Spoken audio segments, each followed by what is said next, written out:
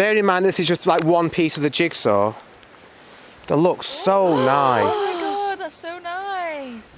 Hi everybody, hope you're well. Welcome to a very, very cold Padley Gorge in the UK. In today's video, I'm going to show you how I created this photograph of my friend Darcie using off-camera flash and the Brenizer Method, which is a really cool technique which makes it look like we've used some crazy f.0 aperture lens, but we haven't. So, let's crack on.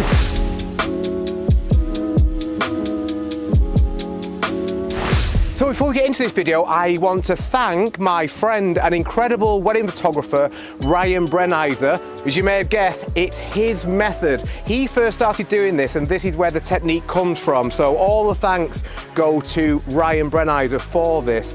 And it's something that I've not done very much of, but I really like the effect.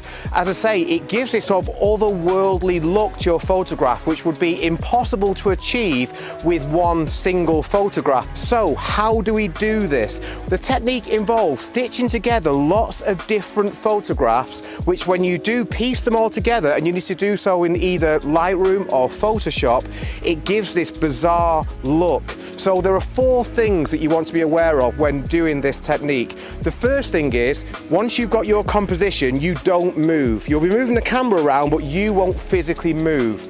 Number two, you want to make sure that your camera is completely in manual, because it's very important that your settings don't change between each exposure, because when the software tries to stitch the photographs together, it won't be able to do so, or if it does do so, you'll find lines and it will be impossible to get those out. So you want every exposure to be at exactly the same settings. Number three, you want to make sure that the scene that you're shooting is static, because again, for that same reason, if you've got things moving around, the software is going to find it very difficult, if not impossible, to stitch together the individual frames. So again, a static scene. And the fourth thing is you want to use a long focal length for this shot to be effective, ideally a prime lens. So as you'll see in this video, I'm going to be shooting on an 85mm f1.4 at 1.4. The reason being that in order to create this really wide aperture weird shot, you want to give yourself the best chance by using the widest aperture that you have. So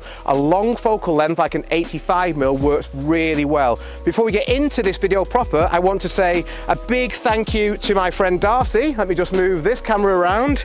Now, you may recognise Darcie from many of my favourite videos. Also, Helen and I had the massive honour of shooting Darcie's wedding to Matt last year, which was one of my favourite weddings of the year. It was incredible, and I'm not just saying that because Darcie's still behind me, but it's also a sad day, because this will be the last time that I shoot Darcie, for a while anyway, because Darcie's leaving us and going to Singapore with Matt for a while. So I'm so pleased for you. It's such an amazing opportunity. Darcie's Instagram is on the screen now, so if you're based in Asia or Singapore or anywhere in that part of the world, go give Darcie a follow and get in touch with her for a shoot, because she is amazing, as you will see in this video. So yeah, going to miss you, Darcie, and thank you for all you've done for Helen and I. I feel bad now, because having said all that, I'm now going to ask Darcie to take her coat off, and it's so cold.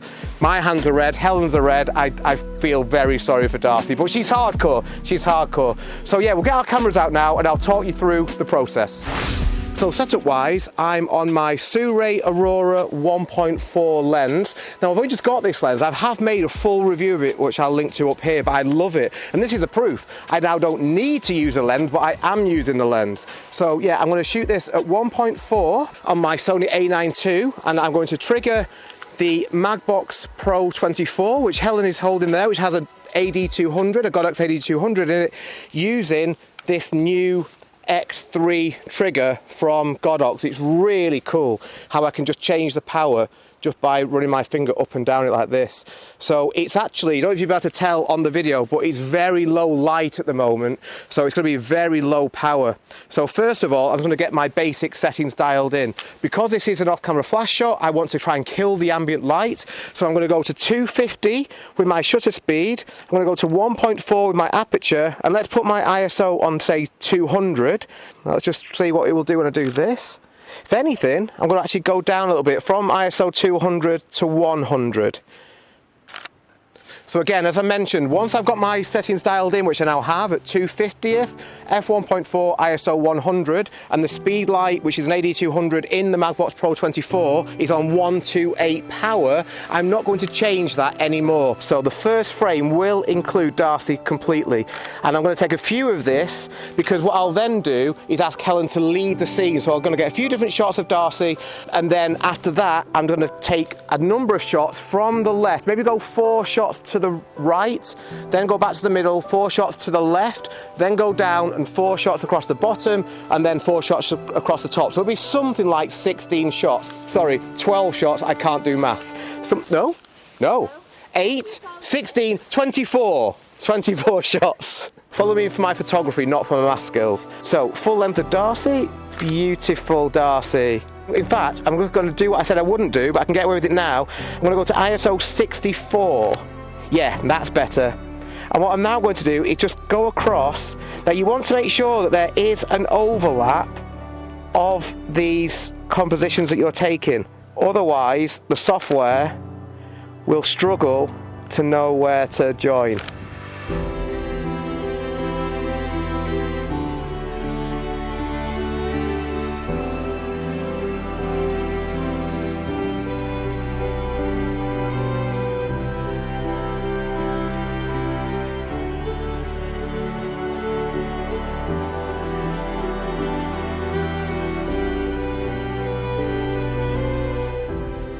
This is such a cool location. I love how there's just all this sort of vibrant green on the rocks and the trees and stuff. So I thought, oh, let's just use here. And what I do for this one is take a shot of Darcie in portrait. So I'm going to try and get close to this tree, and then I feel like when I shoot in portrait, that should look really cool in the foreground. So that will be the plan. So it'll be exactly the same technique. So cold, so cold. So this time, again, in portrait, you look stunning, Darcie, that's perfect. Great light from Helen there. One more looking at me, Darcie. Perfect, okay, we've got Darcie now. So I'll go this side while Helen's doing that. 1, 2, and 3.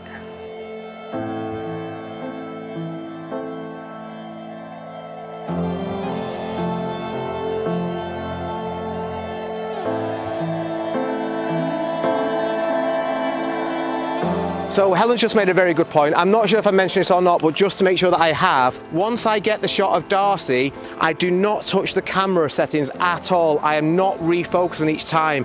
I'm doing that by using back button focus. So every time I press the shutter, as I'll do now in my hand, it takes the shot, but it's not focusing each time. That only happens when I press the back button.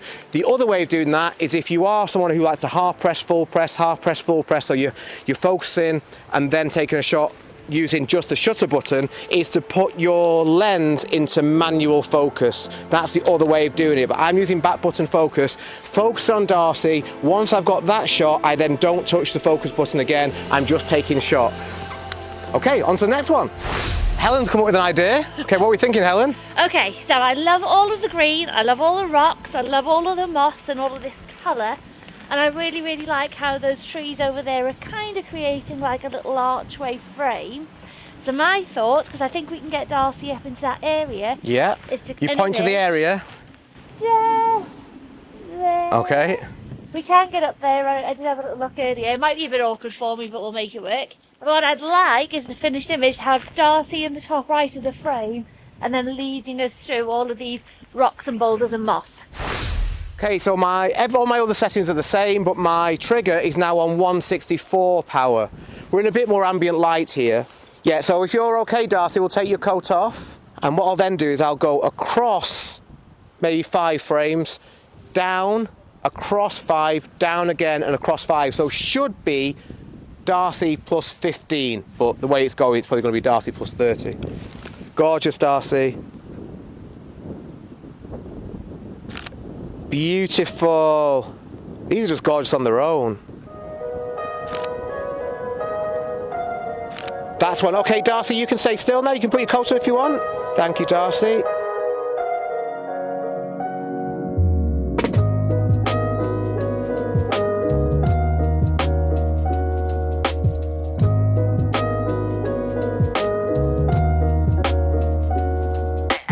Okay, I think that is all of them. If these work, they're gonna look really amazing. And if they don't, then we wasted a lot of time. Fingers crossed. One more shot now. In fact, the shot I'm gonna show you now, I actually did a few weeks ago with Darcie, and the whole reason I'm making this video is because I didn't think that this shot had worked, so I didn't really do any video for it, but actually, as you can see now, I think it's beautiful. So I want to try and recreate that one that you're seeing on the screen now.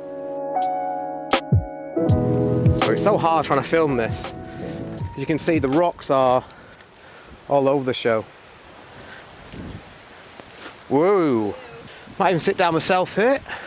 Now I'm going to start off with the landscape, but I will, before we finish, take a shot of Darcie in this same situation in portrait as well. Careful with your footing, Helen.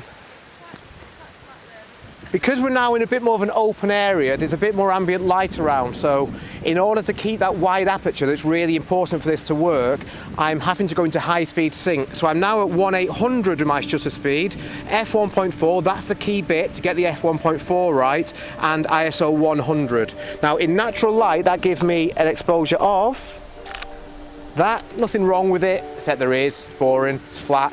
So let's add in the mag box, thank you Helen. That's on 164 power at the moment. Perfect. Okay, Darcie. It's a bit I feel very guilty about asking Darcie to take her coat off. This is why I'm going to miss Darcie, you see, because she's so badass. As I'm sat here with my coat, my jumper, t-shirt. And last one. Brilliant. Okay, do you want to give Darcie a coat back, Helen? And I'm going to stay really static. Remember, you don't want to move. You've got to make it as easy as possible for the software. So as Helen's doing that, I'm going to move to the side now.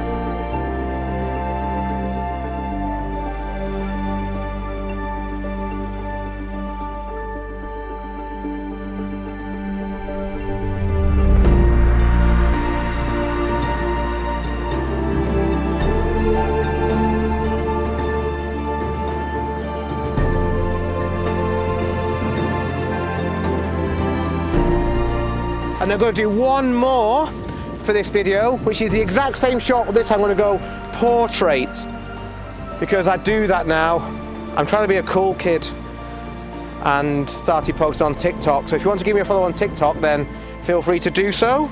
So this is going to be exactly the same. Settings are already in, but this time I'm going to go up much further.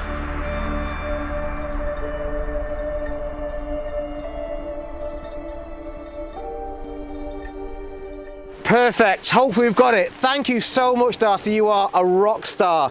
Remember, please go and give Darcie a follow, because she's been amazing today. And thank you as well to Helen, who has braved the cold and lit Darcie beautifully. So yeah, let me now pass you over to me in Lightroom, and hopefully these shots will be really effective.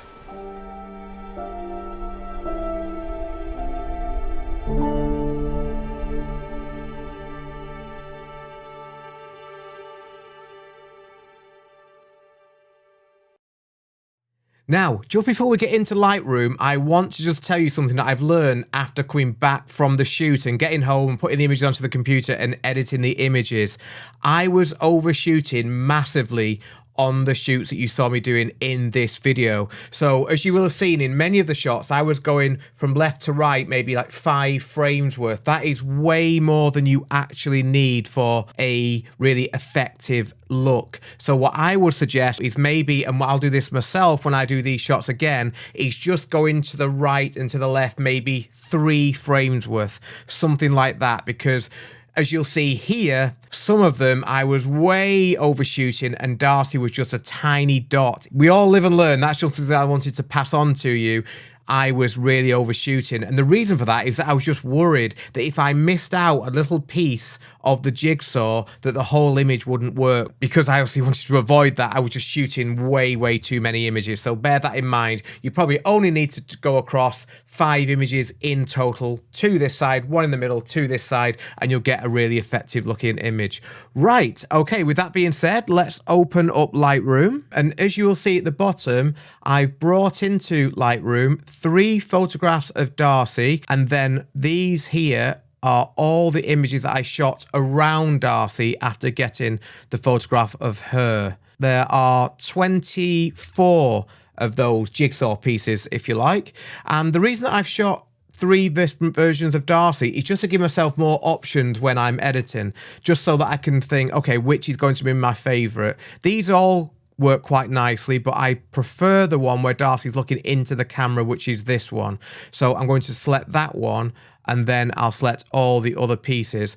As I mentioned in the video, it's really important that the first shot you take when taking a Brenizer Method shot like these is your subject filling the frame as Darcie is here, because this means that, especially in this situation, it was so cold on this shoot, Darcie could actually, if she wanted to, leave this scene completely because I don't need any other elements of Darcie. And it does mean that if you're shooting a couple, if they move and you've only got half of them in your first frame, it might be hard to join them up afterwards. So I would definitely recommend that the first shot you take includes the whole of your subject, as I've got here with Darcie.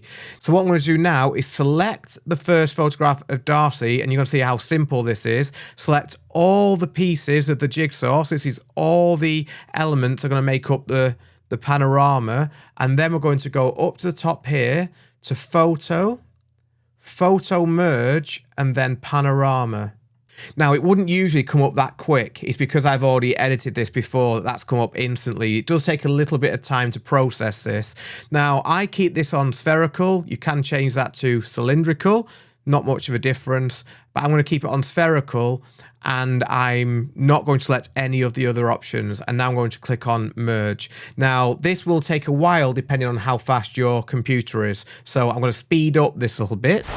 And here we are. Sorry, I should have just said as well that each of the images that you're seeing here are directly straight from camera. As you'll see, I've not changed any of the settings to these. If you did want to make a change to any of these images before you go into the process of clicking photo merge and panorama, then just make sure that you make the same changes to each of the photographs that are going to make up that panorama. Otherwise they won't stitch well. So all the settings have to be the same, but I didn't make any changes at all. This is just straight out of camera, and this is the final result. Now you'll see here again, this is not ideal, I guess.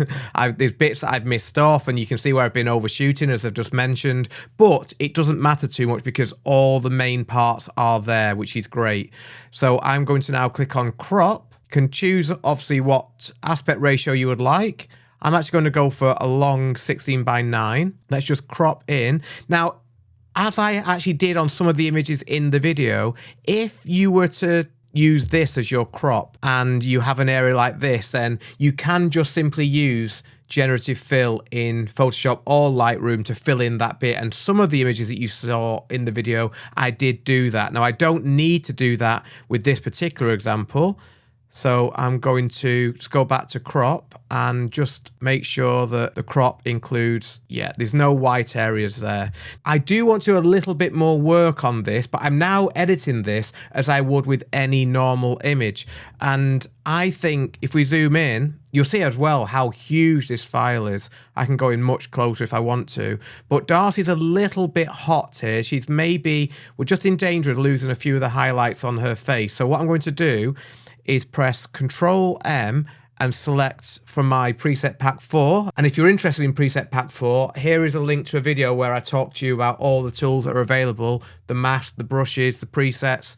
So please have a look at that video. But I'm now just going to go round Darcie here with my save highlights. You can see there that it's just brought down the highlights. I can turn that up and down.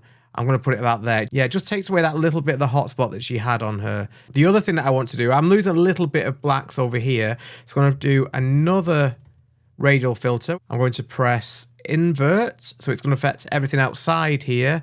And I'm just going to bring up the blacks slightly so we're not losing any detail, and bring down the shadows. Now I'm going to do that one more time. Shift M to create another radial mask. Put everything back down to 0.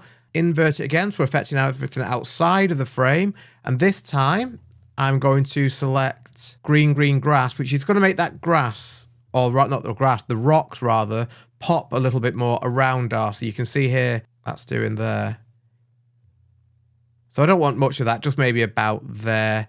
Now the only other thing that I did is I press M for a linear gradient, and I'm going to go down to save highlights again. It's going to drag down from the top just to take the sting out of the sky.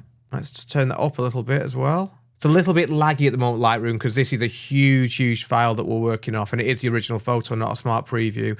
And then the last thing that I think I did was I applied a vignette. I'm going to go over to here, click on Little Vinny, and then we can turn that up a little bit as well. And that was about it. That's all I actually did. I didn't actually apply a preset to that at all.